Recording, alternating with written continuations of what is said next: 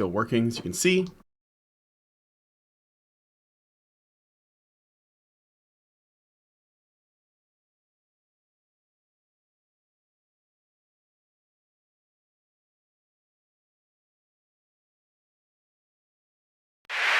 Don't listen to men's rights activists if you want to know what they have to say. Don't listen to men's rights activists if you want to know what they have to say. Don't listen to men's rights activists if you want to know what they have to say.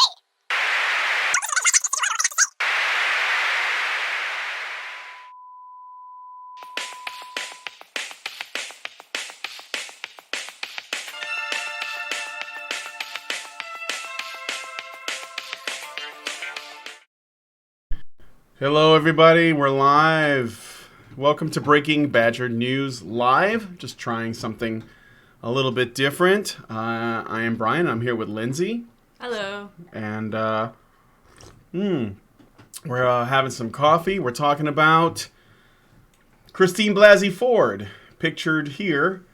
We're going to be talking about some new things that broke yesterday regarding the case. So let's get into it. No, this is not Garth. This is Christine. Who the hell are you talking about? This is Christine-Blasey Ford.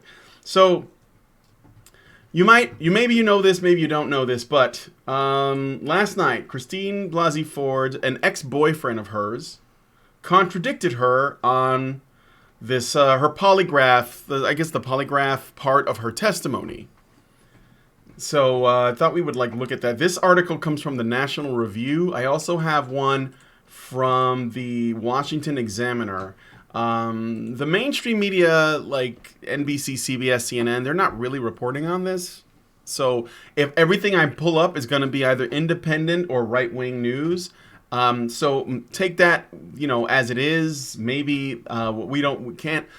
I guess it's difficult to confirm how fact-based this is, but it's probably still a good idea to make the statement, although I am inclined to believe the independent media myself. So okay, we're going to get into the story. So this was, it's been updated recently today. So, all right, let me see. Where does this start? Because I want to go before. Okay, we'll start from here because right here is an update to the story. So, on Monday, the Senate Judiciary Committee said it had received a sworn statement from a man claiming to be Ford's former boyfriend, whose name is redacted from this letter, saying he personally witnessed Ford coaching a friend for a polygraph test. Okay, so I thought I'm going to read the letter. I think I can blow this up if I do it on the Twitters here. So let's open up the image in a new tab. Sorry, Shannon Bream. Here we go.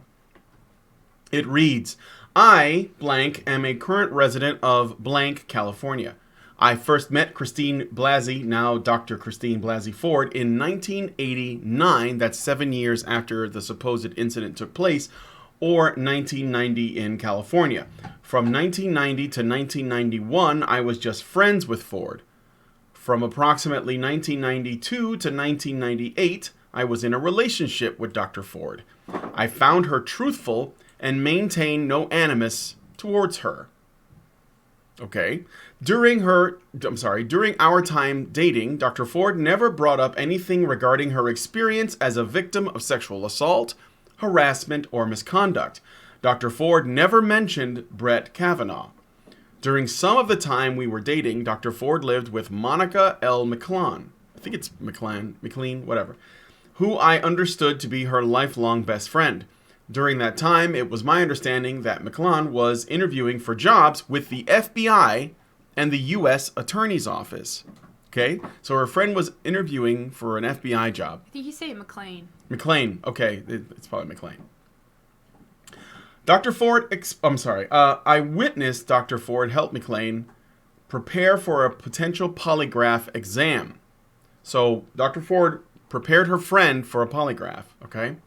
Dr. Ford explained in detail what to expect, how polygraphs worked, and helped McLean become familiar and less nervous about the exam.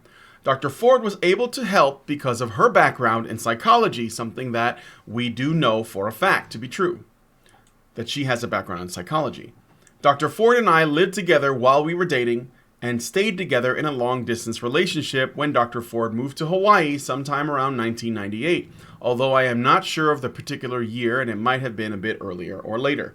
While visiting Ford in Hawaii, we traveled around the Hawaiian Islands, including one time on a propeller plane. Dr. Ford never indicated a fear of flying. To the best of my recollection, Dr. Ford never expressed a fear of close quarters, tight spaces, or places with only one exit. I assisted Dr. Ford with finding a place to live in blank, California.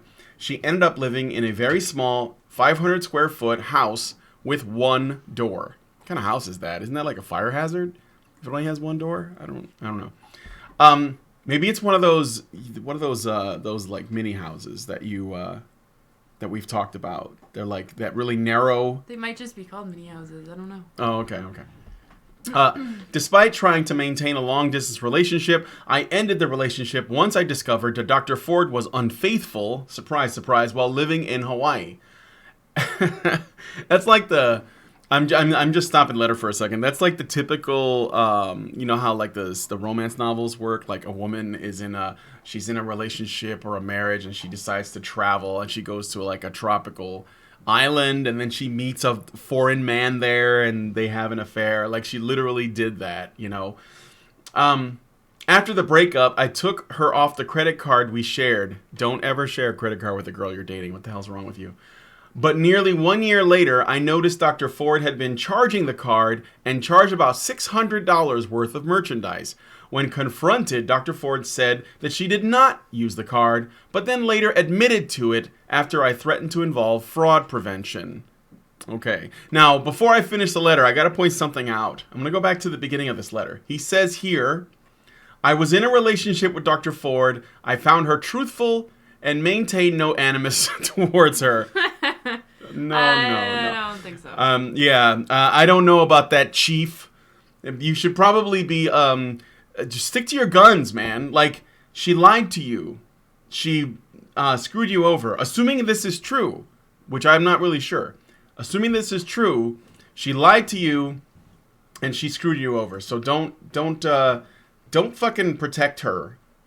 I didn't speak again to Ford until about 2002 when Ford contacted me briefly. After that, I hadn't thought much about her until I saw her story in the Washington Post on Sunday, September 16th, 2018. I do not want to become involved in this process or current investigation, but wanted to be truthful about what I know. Signed blank, October 2nd, 2018. So let's look at the update, because that might be important. Yeah. Well, let me finish the rest of this, and then we'll go to the update. During some of the time we were dating, Dr. Ford lived with Monica L. McLean, who I understood to be her lifelong best friend. The letter read, during that time, it was my understanding that McLean was interviewing for jobs with the FBI. You're just reading the letter. Yeah, they're just sort of summarizing the letter here. Committee Chairman Chuck Grassley has written a letter to Ford's lawyers requesting the results of the polygraph test Ford took, as well as other evidence that has been withheld from committee. So let's go back up to the update, which just happened earlier today. Monica McLean on Wednesday, so this was earlier today, denied that Ford helped her prepare for a polygraph examination. She says, I have never had Christine-Blasey Ford or anybody else prepare me or provide any other type of assistance whatsoever in connection with any polygraph exam I have taken at any time, McLean said in a statement on Wednesday. The ex-boyfriend of one of the women accusing Brett Kavanaugh of sexual misconduct has suggested the Senate Judiciary Committee that she may have perjured herself on several issues during the testimony. So yeah, that's the update. Basically, McLean came forward and denied everything. So, who is Monica McLean? I was trying to figure this out. She is a lifelong friend of Dr. Ford's. She went to the same high school as Ford, so we know that for sure. She is accused of coaching McLean while she was interviewing. Ford is accused of coaching her, which we just talked about. And if you I learned this today, if you coach somebody on a polygraph test, one of the things that they ask you when you're giving a testimony is if you had received any coaching or advice on, or if you've been trained on how to sort of beat a lie detector test, right? Because you can do it. And if you say yes, if you say you did receive training or advice, then it makes the polygraph test basically useless, like no good. Well, I hear that mostly like polygraph tests are like not used because they're no good. Yeah, they're not really reliable. They're not really reliable. So, of course, you can get coaching, and a lot of times where that comes from, I guess it's something that you learn in sort of like the psychology field as well as criminal, criminal psychology and criminology and that kind of thing. So, if she got coaching from Blasey Ford like the boyfriend claims, then that means that Blasey Ford has perjured. She's lied because she said that she's never received coaching and she doesn't get advice and she was never trained on how to beat a polygraph test. She said that on the stand under oath. So how could we solve this problem? Like, do we think that the boyfriend's note or the ex-boyfriend's note is true? Do we even know if it's actually an ex-boyfriend? Like, could anybody have written that letter? Yeah. Sorry, I'm reading the chat. Don't read the chat. People are talking about polygraph tests if they say TV anything, shows like Maury and Dr. Phil. Yeah. I mean, if they say anything useful, we can say it. None of it's useful. Yeah. So it's I don't know. It says no, polygraphs are still in massive use, even though they are complete bullcrap and have no basis in medical science. Yeah, and they keep. See, the thing is, the way that the people involved in this hearing, they're using the polygraph test as though it is the only way to get the truth. And the fact is, it's not really reliable science. You know, the guy who created the polygraph is the guy who created Wonder Woman, by the way. Just as an aside. Oh, right. Yeah. The lasso. The lasso of truth. Yeah. Of troth. So it's like we've come full feminist circle. We've come full circle right there. But anyway, so what was that? No, go ahead. No. I was just gonna say. So if it's true what the boyfriend is claiming, or the ex rather, then she's lied under oath. But the question is, though, is it actually going to matter much? That it looks like it's going to go into the memory hole based on the fact that it's not being reported as much as it probably should. But how do we know he's being truthful? Well, that's what I'm saying. I said that already. Like, I don't know. This is from 30 years ago. I don't think there's really any way we can know for sure unless we get a time machine. So. Yeah, but the unfortunately, even though it's from 30 years ago, the people involved are taking it seriously. Like, interested parties are treating it as though it just happened. And here's another thing too. I've seen this going around. Okay. There have been people saying this isn't a trial, this is a job interview. But here's what you don't understand.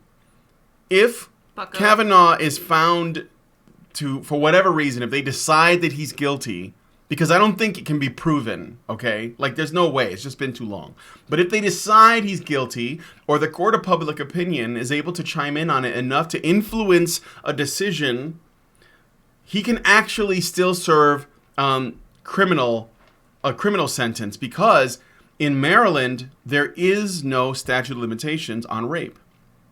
There's no statute of limitations, so he could actually be convicted of a rape that he may or may not have committed 30 years ago. It's like that. That's so that it's not just his job that's on the line. It's his livelihood, and we can't let this happen. Like let's say we can't find it acceptable that something like this could happen based on a simple accusation made by Garth Elgar, of all people. That you know what I'm saying? Like, it's crazy. It's crazy. And so, I guess I hope that this I hope that this letter. You know what they could do? Here's what they could do: is they could put McLean on the stand. or and like have her under oath go up and like make some statements, whether or not she knew Ford, whether or not they were friends, whether or not she was trained in the polygraph, because she was doing this. Remember, she was doing this because she wanted to get into the FBI, right? She was looking for a job in the FBI. So there's definitely some interest here. So let me just see here.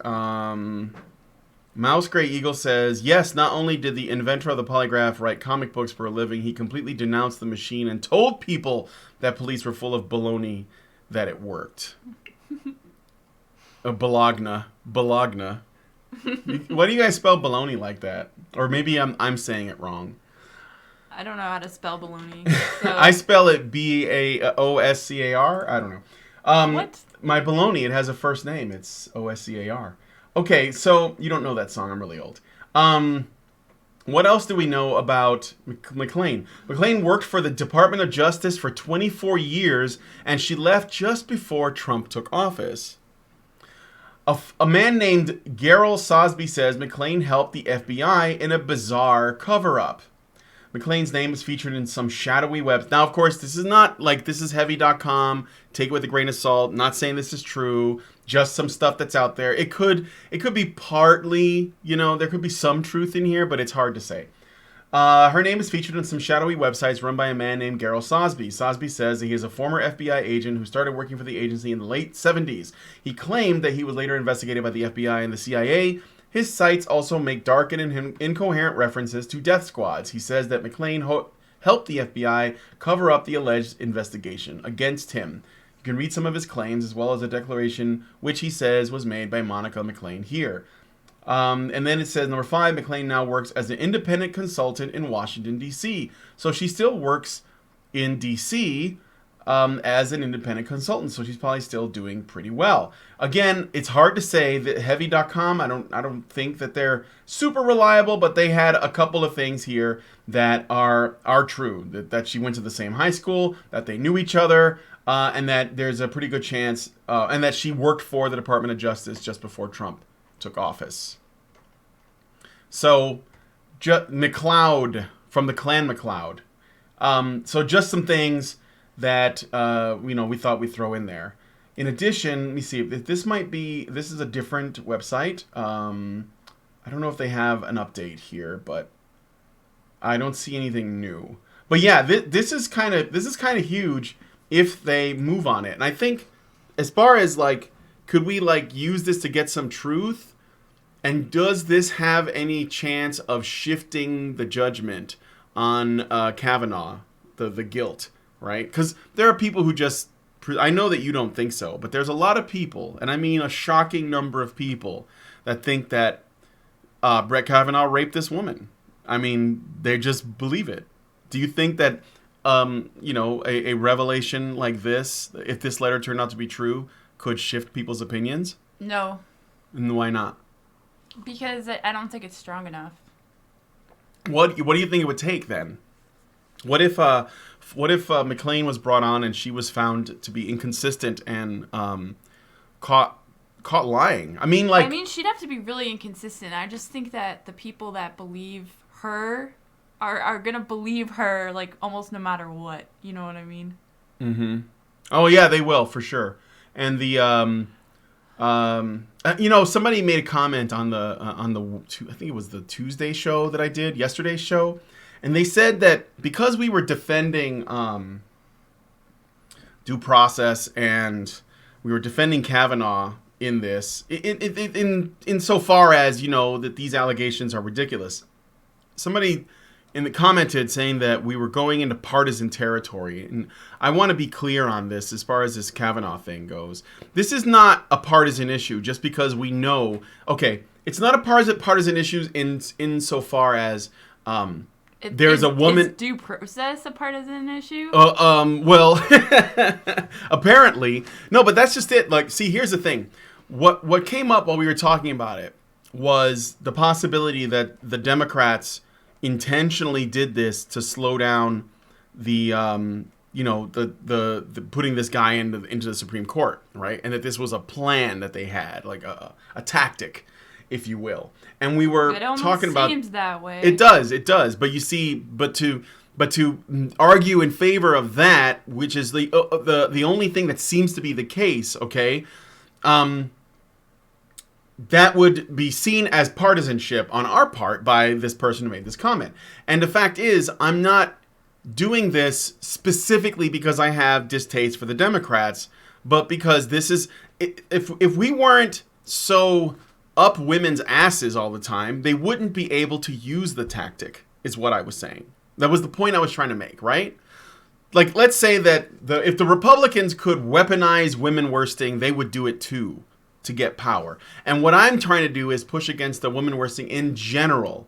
The fact that this woman, despite the fact that the Democrats believe, Republicans have all the power in the government, the fact that this woman was able to, based on, bullshit claims that she remembers that some guy somewhere at some point in time, 30-something years ago, might have done something to her, and then they put her in front of Congress to make statements, shows you just how much power women have. And by extension, how much influence the Democrats can utilize, because they're the ones that used her.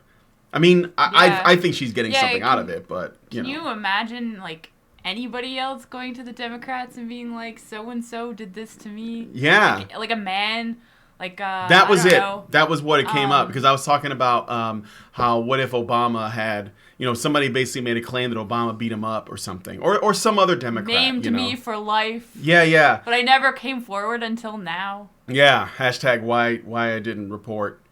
But and that's why they said that, I was being partisan. And the fact is, it's but what the point I was trying to make is that the Democrats wouldn't be as fervently in defense of that. They're doing it because they're doing it because of partisanship. But the fact that they can do it is evidence of, I guess you could say, gynocentrism or whatever. It's basically using it as a tool, but it only works because we believe it. That's why there were so many cucked Republicans that were basically like, we need to take her claims seriously, and I'm like, but why? Why do you have to take any of these claims? It's so insane. Why are we even entertaining this? I think rape is just that serious. It's that serious. But the thing is I don't think there's a lot of rapists out there, and the ones that are, they're predatory people, right? They do it over and over again, and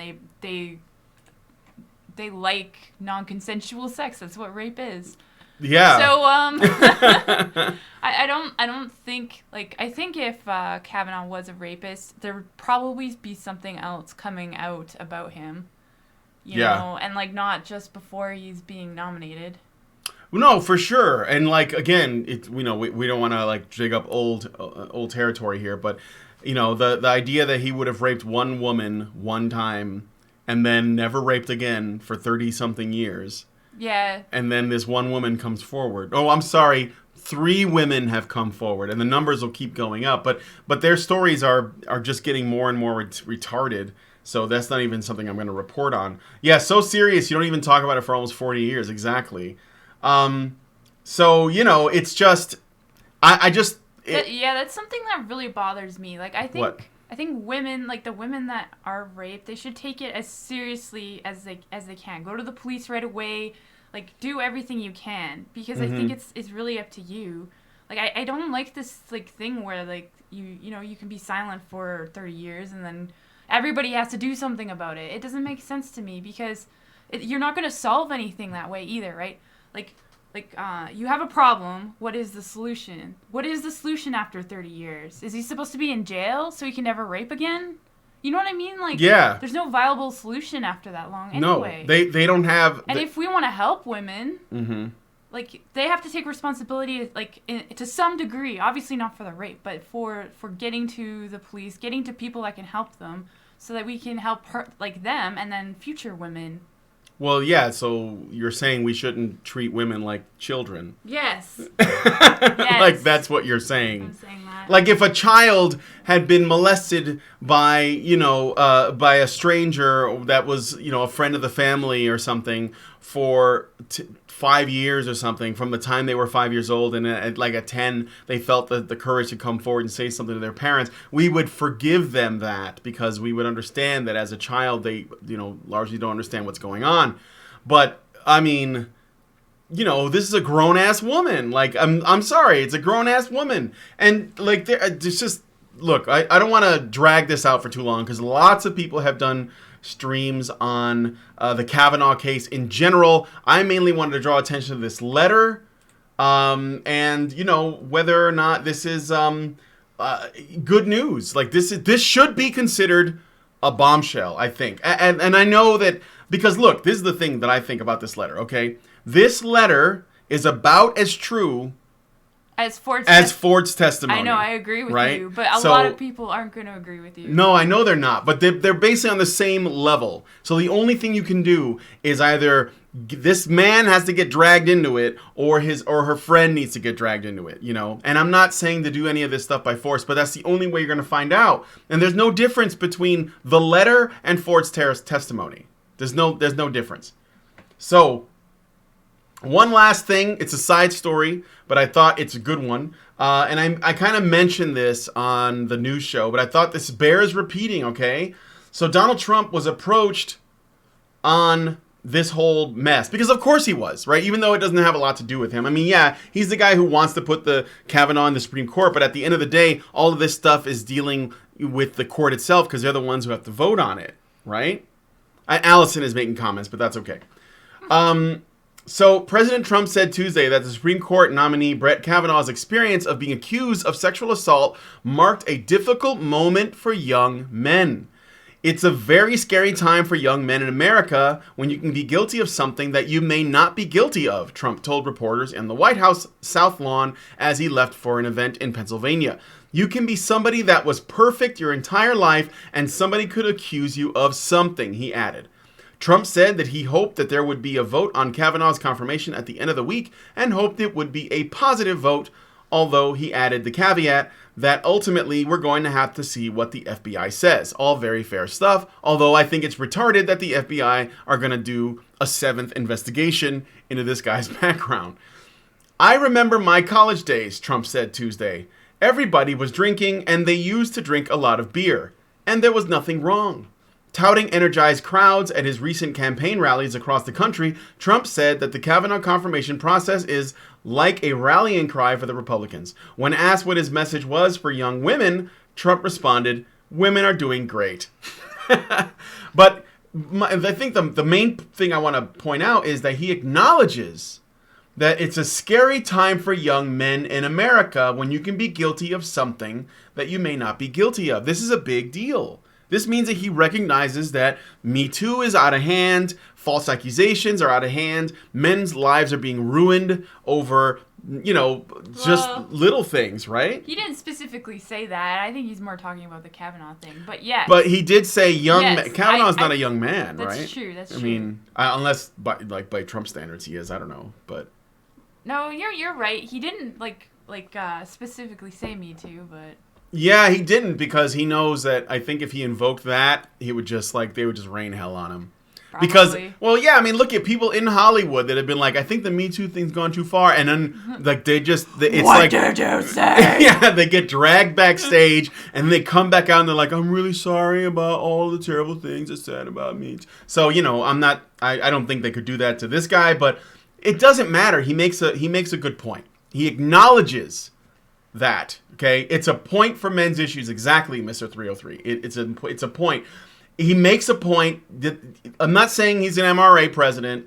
Don't go that far. I know that he's still blue-pilled as fuck. I know Kavanaugh's blue-pilled as fuck, but the point is, I want to stand up for blue-pill men as well, and you know what? This is going to be a wake-up call for a lot of men all over the place. So, there you go. But I don't know if you have any thoughts on that. I hope so. Yeah, I hope so too. I hope this makes more men go their own way. Yeah, we need that. We need lots of more MGTOW. We want a MGTOW president. That would be the shit. That's what I want.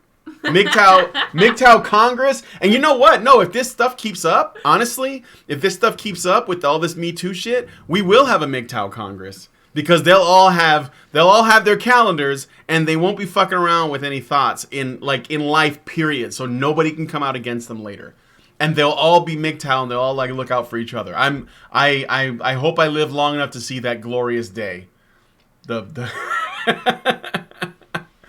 So anyway, yeah, just clone Mike Pence. There you go. All right, so I don't know if there's nothing else. We're gonna go ahead and get out of here, right?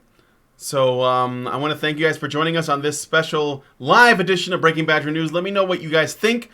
Do you like that we go live to talk about these stories, or do you prefer the kind of prefab stuff? I thought we'd give this a try. I think it could be a bit more fun, a little bit more loose, and also we get to really do it live. So when something breaks, we know right away.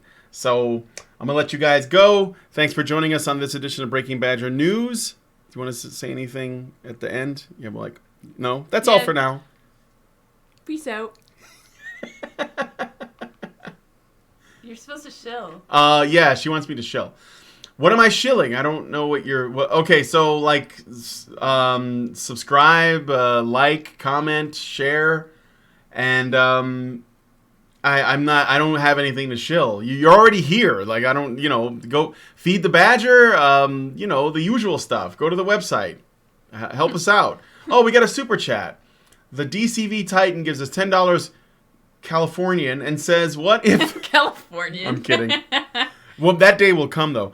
$10 Canadian and says, what if there was a minor alteration to the law that for X-year-old claims... If the accused is found guilty, their punishment is started from when the claim is said to have happened. Ooh, that's kind of interesting. Feed the fucking badger. Okay, feed the badger, guys. The DCV Titan gives us another $10 Canadian and says, so 15-year-old crime gives a 10-year-old punishment resulting in no time served. Nice. So if you get, what if you have, like, if it's like exceeded the actual length of time you'd be in prison, and whatever the difference is, the accuser has to go to jail for. Okay, so yeah, no, support the show. Go to feedthebadger.com. We have lots of stuff there to support and plug. I do this all the time. Here's some shekels, Sierra de Flora. Thank you, $2. Awesome. I'm not from Mexico, so don't please, because I've never been there and I might not come back. I have really nice skin. Okay, so we're gonna go ahead and get out of here, and thanks for coming on the live stream. Let me know what you think. You want to do more Badger live streams like this for the breaking show? I had fun, and I leave you with that image burned into your memory. Now, when you watch the Blasey Ford clips, you cannot unsee. And that's it for me. What do you want to say? 30 minutes. We gotta go. I know, we gotta go. All right. I will talk to you guys later. Thanks for joining us.